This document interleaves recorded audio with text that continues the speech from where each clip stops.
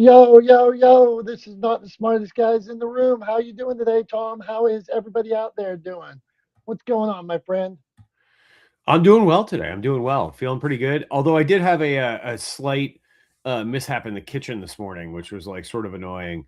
I got home from swimming, went to get the yogurt out of the fridge. Was going to have a little yogurt and granola, little second breakfast because I have like a little snack before I go swimming, right? Okay. And yeah, just dropped the yogurt, and the bottom of it broke, and like a third of this almost full, giant tub of yogurt just sprayed all over the kitchen floor.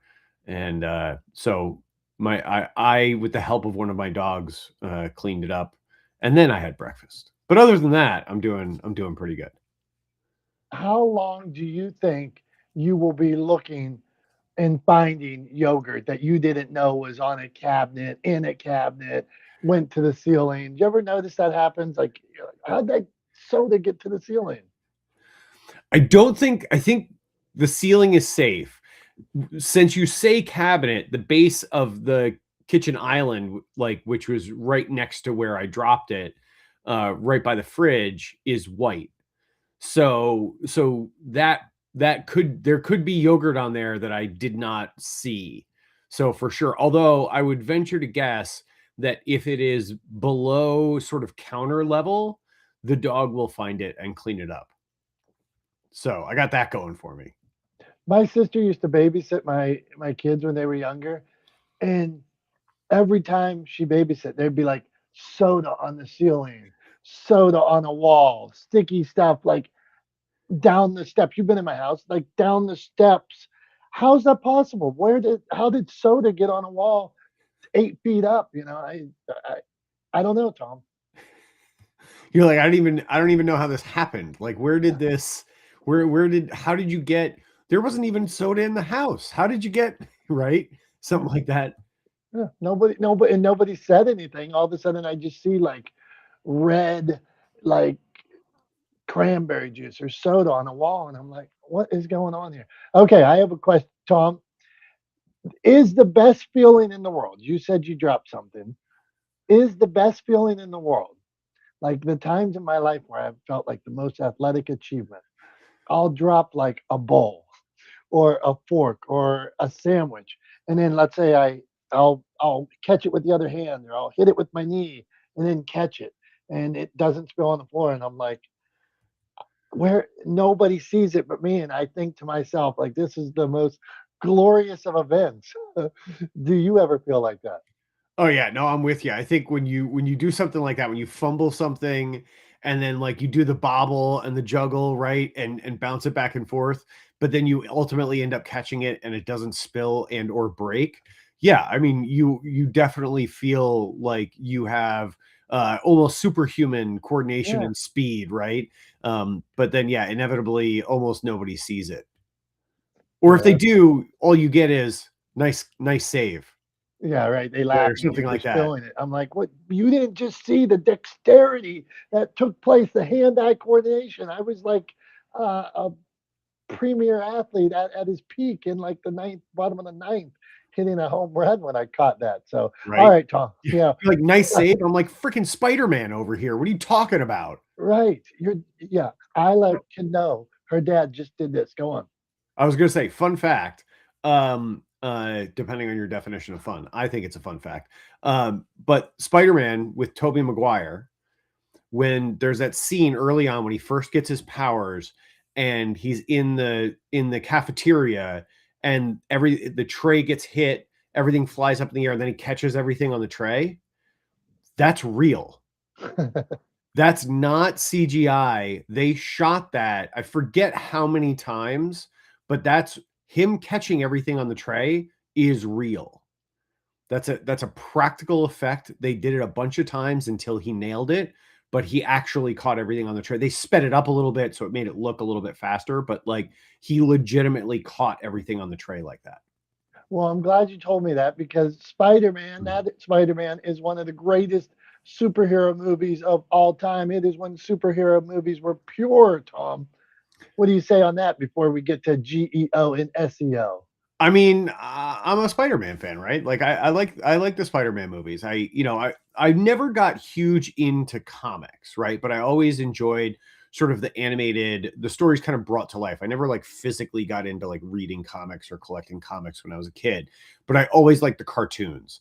And I've always liked Spider-Man because I think Spider-Man was like, just like just like you or I, like just a regular kid who happened, a smart kid, but who happened to sort of be endowed or imbued with these powers, and then struggled with what to do with them and how to use them in a productive, good way. So yeah, I mean, I think from that perspective, yeah, I've always been a Spider-Man fan. Of course, man. He's the coolest. Tom, okay, today we are going to talk GEO, video. GEO is the new SEO. So you brought the subject up, Tom. So clarify what you mean by this and let's go. Yeah, so I'm sure you have, right? I think anybody sort of in business, whether you're an entrepreneur or you work for a larger company or you're in marketing or whatever the case may be, the term SEO has been sort of part of our business lexicon for over a decade now, right? And probably the better part of 2 decades.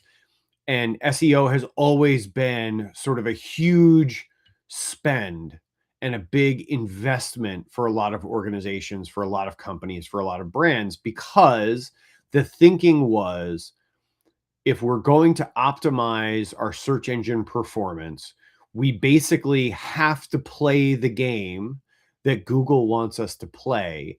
And in order to play that game well, we have to hire someone who's a Google partner who's been trained by Google in how to play the game, right? And so you end up with this sort of like this self sort of sustaining system where SEO is businesses are told that SEO is really important. They believe that SEO is really important. Therefore, they hire someone to help them with SEO, and so that they can rank higher on Google, right? And sort of Google people pay Google to get trained on how to rank better on their search engine, and then they turn around and charge people for putting that training to use. And so you end up with this like cycle of Google makes money, the SEO marketers make money, right? And this bill is sort of underwritten by brands, and people just accept it as like sort of a cost of doing business. Um, but where we are now is more and more people, the trend is increasing that more and more people are moving away from Google, right? And search engines. People always say search engines, but really, I mean, like, I'm just calling it like I see it. Really, we're talking about Google, because who uses anything other than Google, right? Like, nobody here knows anyone that uses Bing, right? I mean, like, very few people use alternative search engines. Google is pretty much, the 800-pound gorilla in the room, right?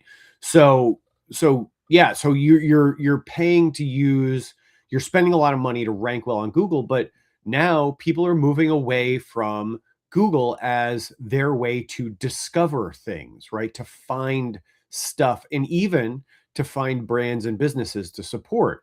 So, or to buy from. And so when we talk about GEO is, instead of search engine optimization, it's generative engine optimization. And the generative engine can refer to generative AI, right? So ChatGPT or Claude, or Google Gemini, right? Like one of those AI models being used as a search engine, which a lot of people are doing. But also, it can mean social media platforms, right? So TikTok, video platforms like YouTube, and sort of video first or video favored social media platforms like Instagram, right? TikTok, I actually think of TikTok as a short form video platform. I don't really think of it as social media, because there isn't really a huge social component to it. You're not using it to connect with other people, stay up to date on their lives or them, really, like, it's used to just consume more than it's used to kind of stay in connection with. So I don't really see it as a social media platform. That's probably a conversation for another day. But at the end of the day, what you're ending up with is now the statistic that I've seen a couple of places is about 40% of Gen Z users initiate their searches on platforms other than Google. So almost half, right? 40% of Gen Z users don't go to Google as the default way to find out about something. Um, and so what that means is what you should be doing is, rather than continuing to dump tons of money into SEO, is looking for ways to improve your GEO, right? And the way to do that really is through video content, right? Is through building trust and reputation on these platforms with real, authentic content.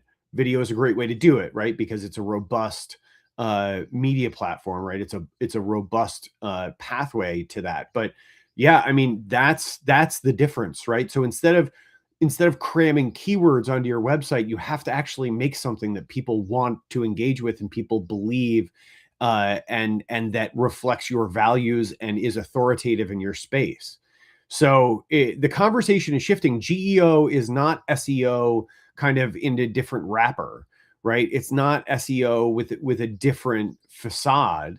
It's a whole different animal, and it requires a robust outward facing content strategy to be able to improve your GEO rankings, right? To be seen as an authoritative, authentic voice in your space, because that's what's going to get you the reference that you want through generative platforms when people go to like ChatGPT or Claude, or when people search on Instagram or on TikTok or on YouTube for things associated to your space. If you are considered an authority in that space, well, then you're going to rank higher, right? Because you're going to have better engagement. You're going to have more people commenting. You're going to have more shares, right? So all of that kind of stuff that comes from good content is ultimately what GEO is all about. So the conversation is shifting. It's no longer about cramming keywords onto your website or backlinks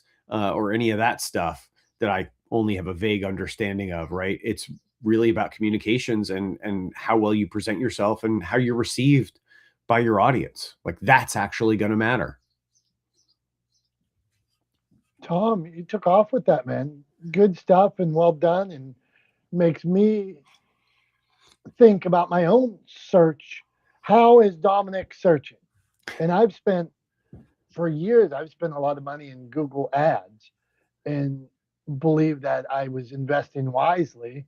And about 9 months ago, I started having some issues with like how my account was connected to Google, and so my ad spend has went down for that last 9 months while I've been trying to like re-authenticate and all kinds of stuff like that. And has my visibility to others went down? I don't really think so. And at that same time, Tom, I've been spending more time producing video content, uh, disseminating this type of thing to short form to put it on all those other platforms. But for me as a searcher, I think I am not a video first. I think I have morphed to a direct AI asking, give me answer to this. I have this problem and I want this answer. How would I get from here to here? And so the thought that you're going to give me, like, let's say I search that same thing in YouTube, I'm going to get 900 choices, 600 choices, 50. If I can find the right thing, it's a scroll. With the chat, I can say condense this into five bullet points, the same question. And so for me, I think I'm able to get my answer quicker, which is making me. I was always searching Google, and now I'm like, well, why would I look? Why would I just did it 10 minutes ago here? Why would I do that? I could just ask the answer, and it'll give me three different sources. Go on, Tom. Yeah, well, and I was going to say too, I think if you've noticed in the last couple of months, um, Google has changed the way their AI, their Gemini answer that pops up at the top of every Google search now, right? Um, that that Gemini answer has improved and is more like the answers you get from ChatGPT or Claude than it used to be, right? And that's exactly to kind of fill that gap because people are moving away from Google because they're finding better results, better condensed results, more focused results from from ChatGPT or Claude. But I would also say that what that opens up is now you can treat Google like maybe a kind of free version, so you're not using up tokens in on your subscription to ChatGPT or Claude to do web searches. You can go to Google and you can type into Google, give me like the same kind of prompt you would give to ChatGPT or Claude. Give me the top 5, answers to this question, right? Search the internet and give me the top 5 answers to this question, right? And it'll give you what you're asking for, right? Rather than kind of burning through tokens on ChatGPT or Claude for that kind of stuff. So yeah, but I mean they're improving the way they're interacting the answers that Gemini is producing because they realized that one of the problems was the answers Gemini was giving weren't really being used. People weren't trusting it, right? Everybody was talking about how they were just completely, how often those sort of Gemini answers at the top were just junk and garbage. And you should not only should you should you not trust it, you should actually just ignore it and scroll past it. And they were like, oh, that's a problem. We need to fix that. And so that's what they've been working towards doing to get those answers a little bit closer to what you would see with ChatGPT and Claude. But yeah, I mean, it's to exactly to your point. People don't want to sift through the results; they want less results, right? They want 5 options or 3 options, not a million options. Because when you have too many choices, it's like with little kids, right? I mean, with a little kid, you give them an either or, right? And they're able to make a choice. But if you give a little kid 10 options, they won't know what to do, right? They'll kind of freeze up and they'll actually sometimes they'll get upset because they're like, there's too many options. I don't know how to decide which one to take. But if you say, hey, do you want juice or milk? They can go, juice. I want juice. But if you say, do you want juice or milk or water or soda or Gatorade or this or and you give them too many options, they're like, I don't know, and sometimes they get upset, right? Like, I mean, you probably saw that when your kids were little. I know I've seen that kind of thing with Isla. We only give her like 2 options, usually for things. It's either this or that. Which one do you want? Right? Because you give them too many choices and they just don't know what to do. And adults aren't that different, right? I mean, maybe we want more than 2 choices, but we don't want a million. We don't want a million options. We want 3, 5, 10, right? So that's one of the things that generative engines tend to do is they help us narrow down those option lists so they're actually usable. Truth. This is not the smartest guys in the room. We appreciate everybody for being here. Let's hear from people. Let's hear how their searches are going. If you want to put in the comments anywhere you see us today, put in the comments, put in the chat where you searching, where you finding stuff, ask your questions. Me and Tom are thankful you're here. Holly, we're thankful you're here. How is Holly searching? If you're around Holly, are you using a chat? Are you watching video? What are you doing for your searches? Hey, good morning. Um, I, I think this is a really interesting conversation, and I sat in on a kind of a lecture thing on GEO late last week, I guess it was. Just found it very, very interesting. I didn't really realize that I was using it because I didn't really know what it was until that point. But I do use GEO. I also use just searching Google. And I think it depends on my time and really what I'm doing. If I am looking for a pat answer or I need something quickly, um, I'm kind of in a hurry and I want to get this out or get this done, I will definitely go to Chat GPT or Claude and ask the question and get back what I need quickly. If I'm just kind of taking my time and searching or looking or whatever, I will often go to Google or YouTube or something like that and kind of sift through, because I do enjoy that. So I utilize both, but I think it just depends on my purpose and my time when I do that. Thank you, Holly. Good point. So she's doing a time base. So if she needs quick, she's going to the AI. If she's got a little more time to search, she's going to Google. What do you think, Tom? Yeah, I mean, that totally makes sense, Holly. I think for me, like the thing that I find myself doing is it's sort of, dependent on how I want the answer, right? Like, do I want, and, and it's not so much time, but do I want to like read about it? Or do I want to watch a quick video about it? Or, or what? Like, rather, like, what is my prep? Do I want to do a deep dive on something and kind of like maybe take in a few different sources? And for me, like, I'm a relatively quick reader. So if I go to Google and I find a bunch of websites, I can kind of skim through different articles and things relatively quickly and get sort of a more rounded view of something. But if I just need a straightforward, quick answer, like how to do something is a great example of this. Like if I'm just looking for how to do something, how to get from A to B, then for me, like a video is a great way to do that. And I'll either go to YouTube, or if I really just want to cut to the chase, I might go to Claude or to a generative engine, or even to Google and just say, I need a video that shows me how to do this. Right. Find it for me. And then I can even just go away, do something else, come back a minute later, and it's got a video for me to watch. Right. So I think for me, it depends on how I want the answer, the format that I want the answer in, because it also that sort of depends on what I'm looking up, right? Is it something I really want to sort of nerd out on and do a deep dive on and read a whole bunch of information about?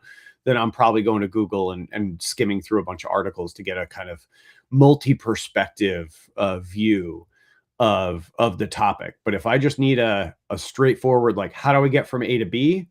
I probably want a video for that, and I'm probably going to YouTube or a generative engine for that.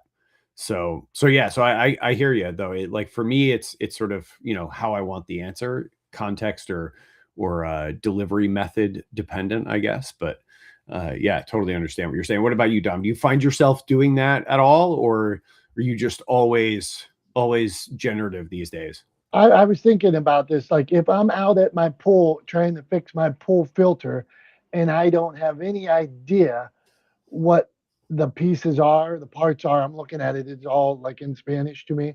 I'll go to a video and I'll watch and be like, oh, because I really don't know what this person's talking about. But then when I can see, oh, this is the piece on filter I need to unscrew, or the pipe that I'm looking at, or something like that, then I'm a video guy. But I was thinking about this. I'm creating a portal, Tom, I'm using this app, Replit.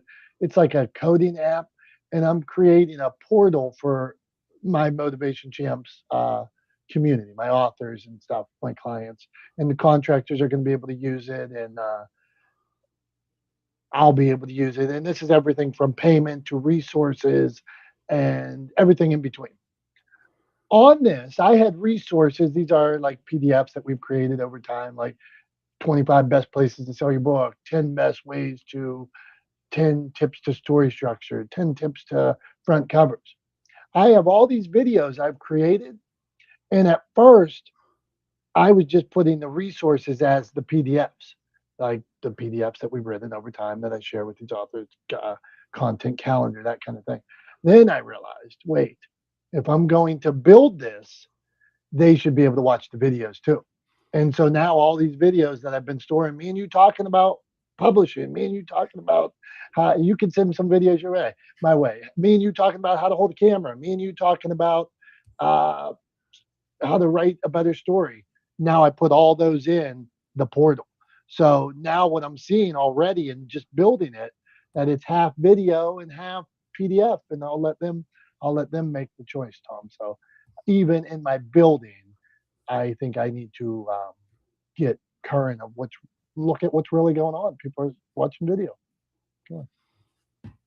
Makes sense. Makes sense. Let's Tom, go on.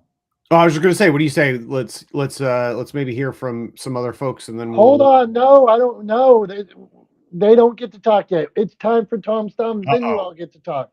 This is an important time of the day. Tom's Thumbs, middle of the show. Tom, a thumbs up or thumbs down. Me and my buddy Jimmy were riding. He picked me up yesterday in his Jeep. No doors on it. We were going somewhere. And I'm like, uh, my hair is blowing in the wind. He's like, what's wrong? We had to go like 30 miles away. And to a nice place. So anyway, the question came up and we were talking about something and he said, ask Tom this. That's a great Tom stuff. And I don't know if you know about this, so I'm going to get to it. Tom, in the Jeep world, a lot of people give ducks, little yellow or colored ducks to people with cool Jeeps. Does Tom give a thumbs up or a thumbs down to this practice of exchanging rubber ducks for cool Jeeps? So here's a funny thing. So like I have owned multiple Jeeps. I actually owned I've never had a Wrangler or a CJ or a TJ. They've all been Cherokees, right? XJ. So I've owned four. They stopped making them in 2001, and the last one that I had, which I sold a number of years ago, was a 2001. I'd done a whole bunch of work on it when I lived up in Alaska, and actually drove it from Alaska back to New York, hauling a camper when Becky and I moved back to New York from Alaska. So put a lot of miles on that Jeep. I think it had like 160 something thousand miles on it when I sold it. But I have spent a lot of time in Jeeps over the years. I have never, the whole rubber ducky thing happened after I stopped driving a Jeep. A couple of things. I have no idea what it is about. I have no idea how it started or why it started. I don't really get it.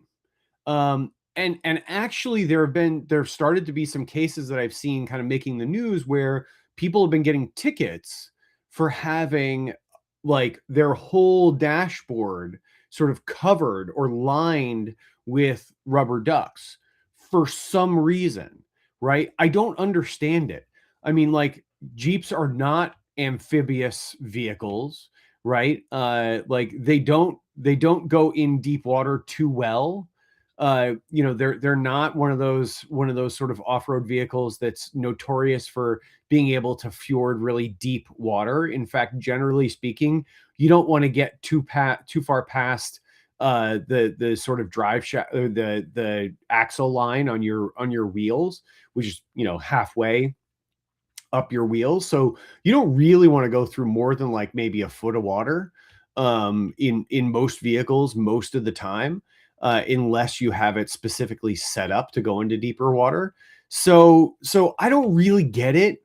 It doesn't make any sense to me. Maybe if somebody explained it to me and like the history of it or what, but it just seems like one of those fads. And I'd be willing to bet too that like a lot of people who have their whole dashboards covered with ducks, if you ask them what is that about, they would be like, oh, it's a Jeep thing. And then you said, yeah, I know, I get it. It's a Jeep thing. Jeeps have the ducks on their dashboard, but why? I would be willing to bet that a fair percentage of people will go, because that's what you do, or because it's a Jeep thing, right? And what they would really be saying is, I have no idea. I don't know. I'm just playing along because I feel like I should, because it's what everybody else with Jeeps is doing, right? So yeah, I mean, I kind of think that I think it's gone too far, right? It's one thing if like you have a duck or like you exchange ducks or maybe you've got like a couple of ducks, but like having your whole dashboard lined with ducks is just looks ridiculous and doesn't seem to make sense. Like to have so many rubber ducks on your dashboard, you're actually getting a ticket for it, seems a little bit crazy to me. I think we were good with just the old fashioned Jeep wave, right? Like just the acknowledgement, like, hey, I got a Jeep, you got a Jeep. How's it going? Good to see you. Jeep, Jeep, right? Like that seemed good enough to me. Like, what are we doing with ducks? Why do we got to embellish it? Why do we got to change it? And also, what does it mean? Does it signify something? Am I just completely missing the boat? I don't know. I'd be willing to bet that a lot of people who have the ducks don't know what they're for. That they're just going along with the trend because they feel like they should. And for all of those reasons, I think it gets a thumbs down. Tom, it's nice to have you back, man. I think you've been pro thumbs up a lot of weeks in a row here. So it's nice to get you.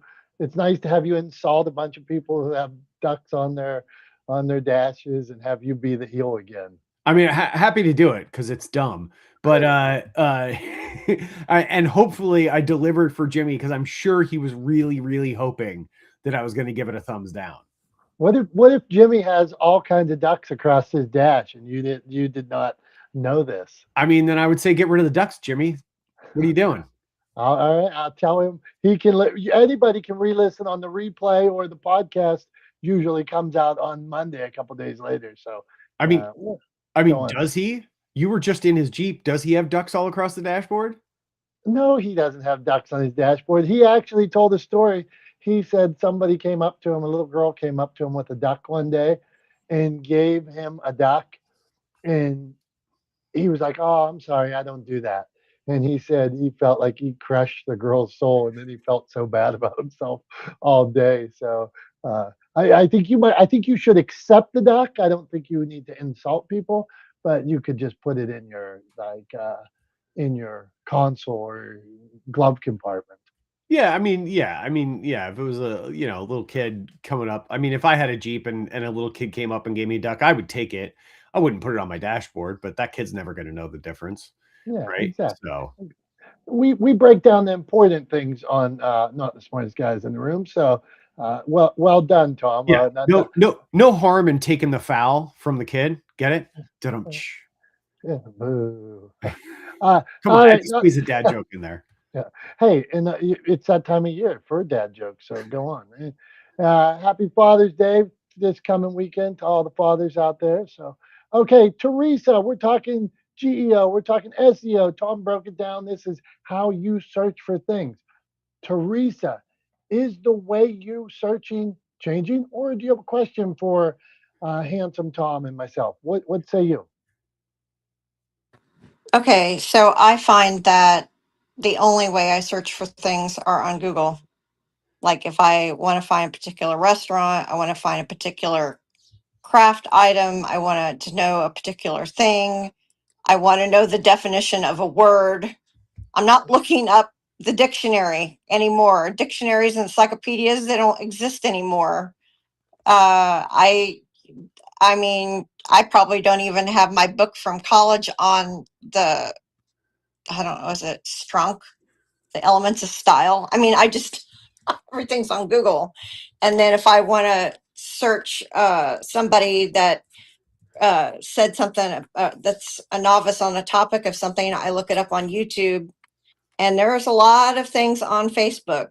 So when I needed to look up an issue I had health wise 3 years ago, I searched on Facebook to see if there was a support group out there because there was nothing out on Google. There was no local meetings. If you want a support group for something, I guess you'd be glad that Facebook groups exist. And I'm done. Thank you.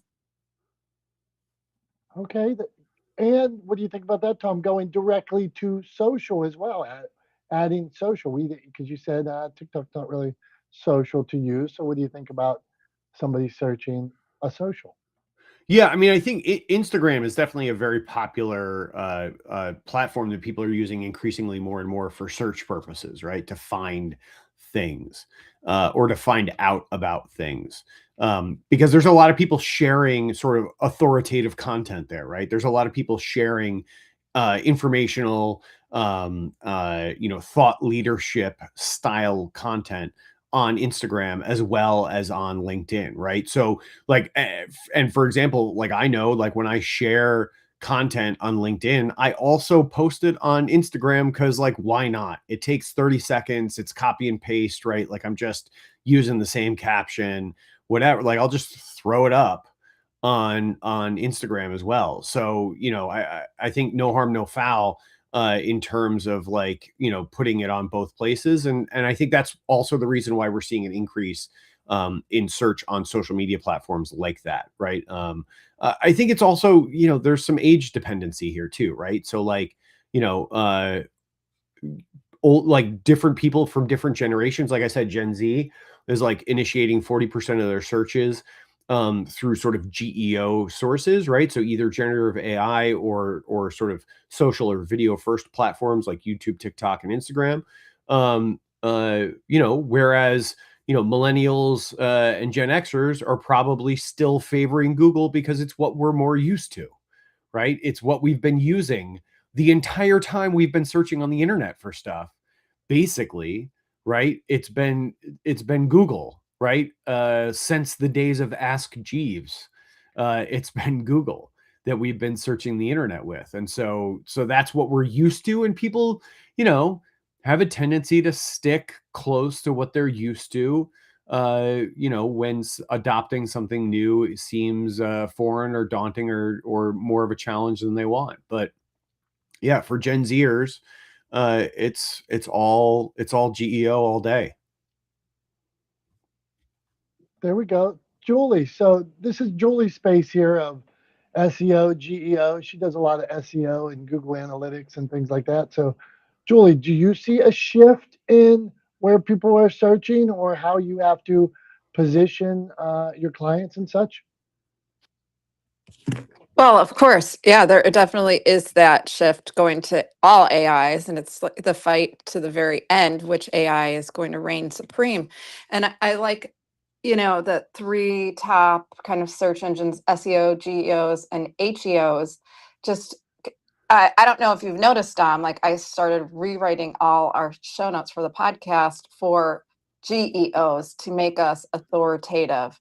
And to show our experience, our expertise, trustworthiness. So even if you put FAQs in your show notes or blogs or something, any content out there digitally, that is kind of a great way to ease into GEO. So I definitely noticed huge shift, but I still use Google for some things, absolutely, because I think it's still important to have a digital presence. I don't think Google will ever go away, and that all important Google Knowledge Panel, people still are paying a lot of money to try to get a Google Knowledge Panel. Thanks. Julie, I think you're right. I mean, Google's not going anywhere, and that's definitely not, definitely not what I'm suggesting or what the research is suggesting either. I think the important thing, right, is, and to your point, using or changing the way the show notes are written for your podcast so that they read more authoritative, right? So that they are more likely to be delivered through GEO search, is an important differentiation. It's not about the words per se, right? Like, SEO is all about keywords. It's not about stacking keywords, right? It's about the tone and whether or not it is authoritative, right? And authentic, right? Whether it reads authentic. And so that, like, that's the sort of the premise, the underlying premise is that GEO is not, SEO with a new wrapper on it, right? It's not the same thing with like a different first initial. It's a whole different animal, and you have to treat it differently, as you were saying. So thanks for sharing that. Appreciate it. Dr. Tachi, curious to hear your thoughts on GEO versus SEO. The sort of the consensus is that SEO is no longer should no longer be the focus of your efforts or your spend when it comes to being found online, that really you should refocus and double down on efforts to improve your GEO sort of visibility. And that really revolves around authoritative content, value-driven content, and ultimately just having good content and a good content strategy. So curious to hear your thoughts as we see this kind of shift happening in search. Good morning. Yes to all of that. I may have mentioned this before, but I don't know that you should completely stop, just in my opinion, completely stop efforts with SEO. I understand that is now the quote unquote dinosaur, but there are still people who are going to look that way in terms of just using Google or a search engine to look it up. So I think that still matters, particularly if we're talking about some people that are from older generations. You know, this is what they know, so this is what they're going to go with. But there is definitely promise in things like GEO, SE, AEO, etc. So, for example, there was a really big say. I work with a realtor doing video and social media, and there was a really recent closing that he had. And when he asked how they found him, they were like, "Oh, we found you on ChatGPT." He has actually been doing so much work in terms of improving his findability through these generative AI search engines, if you will, that he's now being found for this. So it works. If you spend time and energy to boost that, it absolutely works, and I've seen it in real time. I'm loving the conversation today, and I want to know how. Sorry, Tom, I want to dig right in. Dr. Tachi, how would somebody boost it besides going in and saying, "Make me the world's greatest publisher, make me the world's greatest athlete"? What are you have any thoughts on that? I'm not necessarily the architect behind that, so I don't necessarily have any thoughts. But one thing that I do know is that content really does matter, and I am the architect of the content that we put out. So I've noticed as we've been, one thing he went from, like when we started doing things, and I was like, yeah, we need to make some videos. Let's start a whole series. And so he became known as the video realtor. And so and I've been working with him now for 9 years, and we've been consistently producing a show every week, or a segment every week, that talks about real estate and what's happening. And then as he started, because he pays attention to the trends, he started educating himself on AI and how that was being infused in the real estate industry, and trying to be on the precipice of that. So as we started making more content, we started also making sure that it was AI and real estate focused as well, in addition to the other things. So um, gearing it toward not just other realtors, but also sellers, because he's a listing agent, and then periodically for buyers. So I've just noticed that the more content we do, the more it is picked up in terms of relevancy by the search engine, and that's how they were able to find. And I think that's also kind of, because it's scraping. AI doesn't exist on its own. It's scraping what is already out there. So if it constantly finds our stuff out there, I think that's a way of it optimizing. But again, I'm not an architect of this. This is just my guesstimation. I love it, Dr. Tachi, and I'm a believer in this content out, output out, that consistent output, get it out to the world. And then when people are searching, I've had so many people over the years that started to make content when they were writing a book, when they were releasing a product. They started to make content, and then they stopped. And you never saw the content again. And so there was a week, a month. There's no new content. There's no new interviews. There's no new stories. There's no new videos about their product. So I believe 100% keep making that content. So, Tom, you ready for PSAs? You want to go first today? You want me to go first? I'm ready today. All right, yeah. All right. Well, I think I went first last week, so why don't you go first this time? Let me do a little window shuffling here, and we will get you all set up. All right, and then we're also gonna go like this.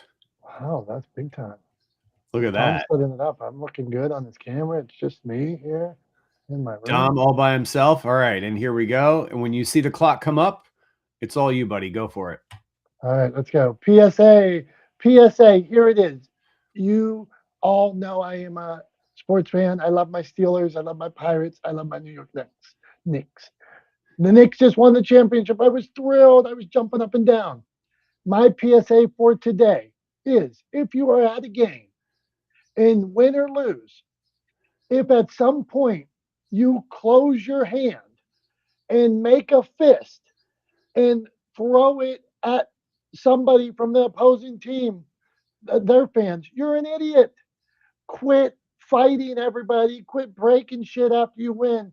If at any point, if you win or lose, if you make a fist, if you decide to break something, if you decide to throw something, if you decide to injure another person, you're an idiot. You're not a good fan. Your team won, your team lost. They'll be back again and it'll be sweeter than before. But don't try to fight people. Stop it. All right. I like it. Thanks. That's what I got for you, Tom. Okay, you are an authority. So get your PSA clock up there and let me see what you got today. All right, here we go. I'm going to go ahead and maximize myself, and I'll throw a clock up. All right, here we go. I don't know about you, but I am sick and tired of people trying to have it both ways. Here's exactly what I'm talking about. Over the weekend, obviously, we all know there was an MMA fight held on the South Lawn of the White House. Not going to dig into that. But specifically, there was sort of an online backlash to one particular comedian, Nate Bargatze, showing up at that event, right? Taking pictures with the president, et cetera, et cetera. People were upset with that and disappointed in him for going to that event. And then his team released a statement that said, hey, he's not political. The only reason he was there was because MMA is his favorite sport. And to that, I would say BS. You can't have it both ways. You went to a clearly political event that was you were only there at the invitation of a politician. You cannot try to separate that from your love of MMA, right? You can't have it both ways. So just own the fact that you went to a political event and just own who you are and what you stand for, and stop trying to be all things to all people, because it never ends well. That's all I got for my PSA this week. Tom, thank you. That one hurts me. I like old Nate Bargatze. So, and I do know he's a UFC fan too. I was watching UFC that night, Tom. I was cheering for the fighters. Yeah, I mean, I didn't watch it. I don't have Paramount Plus, and there was no way I was going to get a Paramount Plus subscription to watch that farce. But I actually heard that the fights generally weren't that great, that most were like 1 or 2 rounds. And the idiot that won the heavyweight with the stunt with like puking on himself and then like yelling out an insult to Michelle Obama for no particular reason. Like, you know, the Obamas haven't been in the White House for like over a decade. Like, what are we even talking about here? Like, what is he doing? Right. Other than just sort of like, you know, playing to the lowest common denominator. And to that, you know, I'm like, whatever, I don't have time for idiots like that. Yeah. So, you know, I mean, I just wasn't interested in it. I wasn't upset about like hosting it at the White House, right? I think there were a lot of people who were kind of like bent out of shape about, you know, getting all twisted up about, you know, hollowed ground and all of that. I mean, it's not like they were doing it at Arlington National Cemetery or something, right? I mean, it's the White House. They've had concerts there before. You know, it's not that big a deal in terms of that.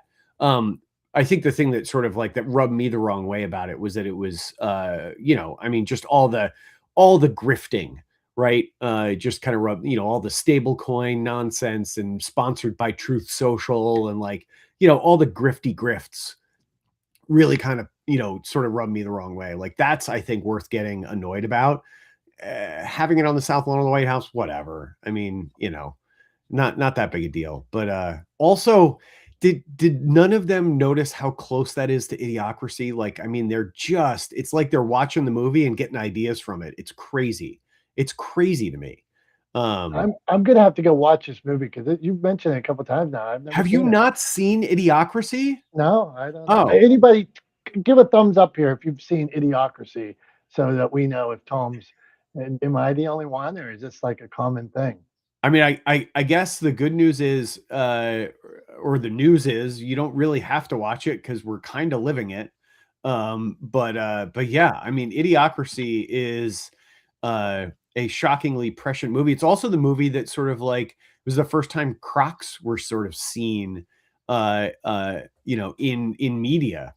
And basically the idea was, this is funny little story. So the costume director was looking for in this film, in this sort of dystopian, ridiculous future, where everybody is an idiot, hence the title Idiocracy, not really giving anything away there. They were looking for like, what kind of shoes would really dumb, lazy people wear? And they found these ridiculous foam clogs from this little startup company in Colorado. And they said, hey, these kind of shoes, these clogs are exactly what we would imagine a bunch of lazy idiots wearing. And that's why they picked. So everybody in the movie is wearing like orange Crocs.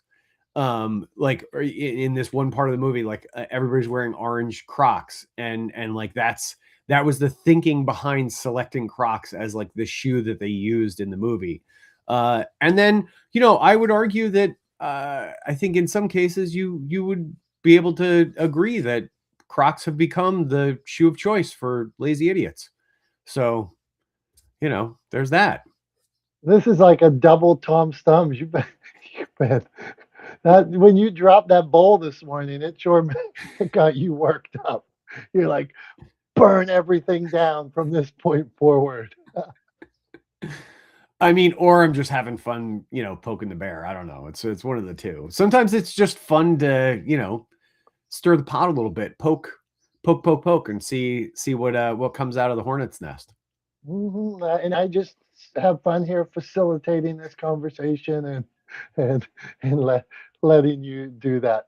Tom, before we get to wrap up, I'm going to do a quick memory lane, and this one's simple today. You had your first Father's Day last year with Isla, second Father's Day.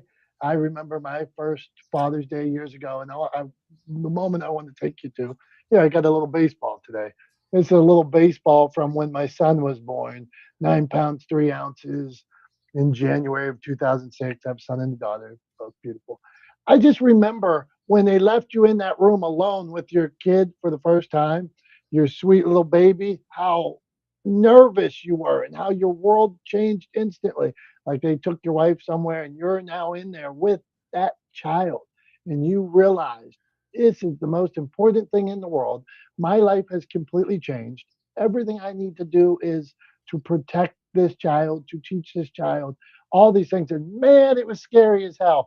So I just wanted to say to you, to all the other fathers out there this weekend, happy Father's Day. Appreciate Dad if he's here. Appreciate him if he taught you something. And hope he tried. No, he probably tried to do his best. And if he didn't, well, maybe you can do better.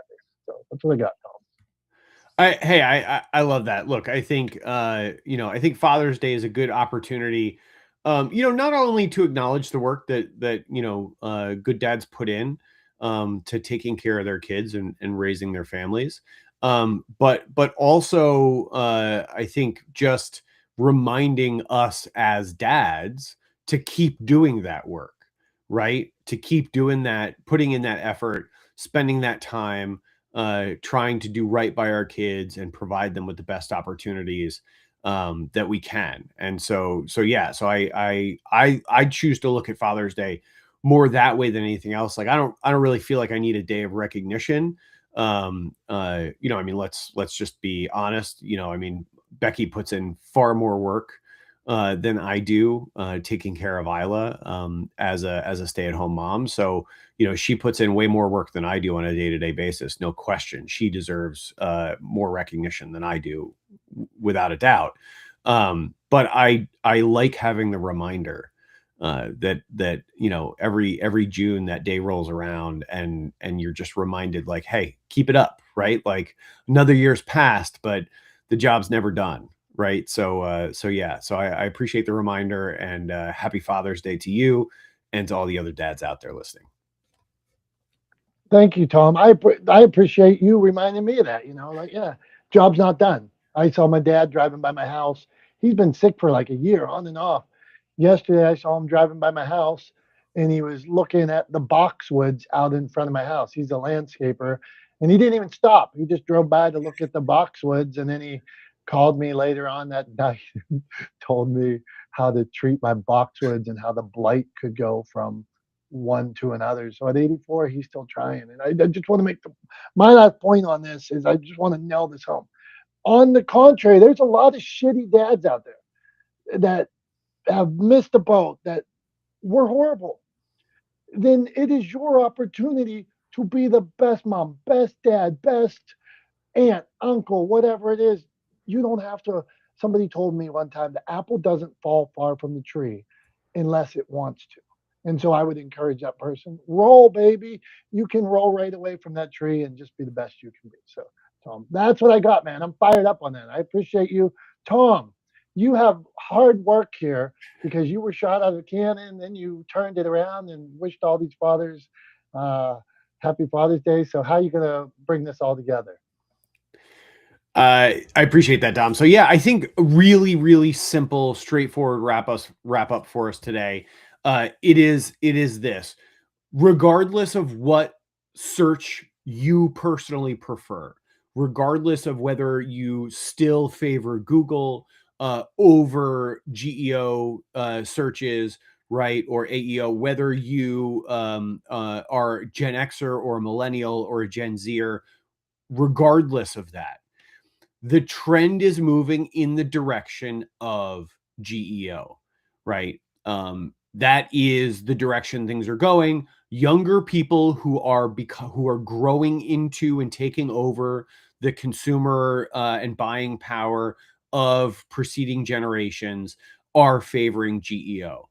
And so if you are a business owner, if you are an entrepreneur, if you work for a business or a brand that needs to get seen online, if you don't have a content strategy in place to help develop your authority in your space, to help develop an authentic voice for your brand or your business, or even to develop a personal brand for the leadership at your company, if you don't have that strategy in place now, get to work.